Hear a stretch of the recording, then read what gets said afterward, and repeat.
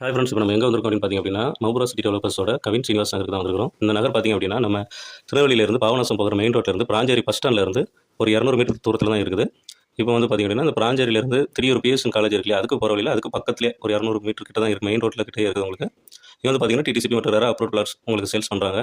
சுவையான போர் தண்ணி இருக்குது. 30 அடி 40 அடி தார் சாலை இருக்குது உங்களுக்கு. சுற்றி வேலி அமைச்சிருக்காங்க. சுற்றிலும் சுகாதாரமான மற்றும் ஆரோக்கியமான ஒரு பகுதியில் தான் நம்ம இந்த கவின் ஸ்ரீனிவாஸ் நகர் வந்து பார்த்திங்கன்னா அமைச்சிருக்குது. இது திருநெல்வேலியே மிகவும் வேகமாக வளர்ந்துக்கிட்டு இருக்கிற பராஞ்சேரி தருவை அந்த பகுதியில் இருக்குது. இது சுற்றி பார்த்தீங்கன்னா உங்களுக்கு நிறைய கல்லூரிகள் இருக்குது. பக்கத்துலேயே பிஎஸ்என் இன்ஜினியரிங் கல்லூரி இருக்குது. ஸ்கேட் கல்லூரி பக்கத்தில் இருக்குது. ஸ்கேட் பாலிடெக்னிக் பக்கத்தில் இருக்குது.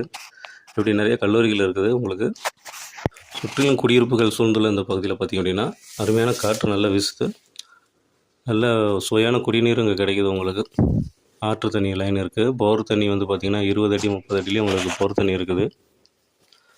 மெயின் ரோட்டு மேலேயே உங்களுக்கு இருக்குது. திடீர் போகிற ரோட்டில் பார்த்திங்க அப்படின்னா உங்களுக்கு மெயின் ரோட்லேயே நம்ம கவின் ஸ்ரீனிவாஸ் நகர் இருக்குது.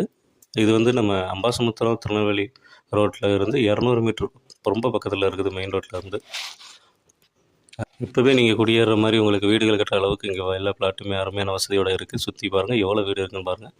இன்றைக்கே நீங்கள் உங்களோட கனவு இல்லத்தை கட்டுறதுக்கு எங்கள் கவின் ஸ்ரீனிவாஸ் நகருக்கு வாங்க. நன்றி.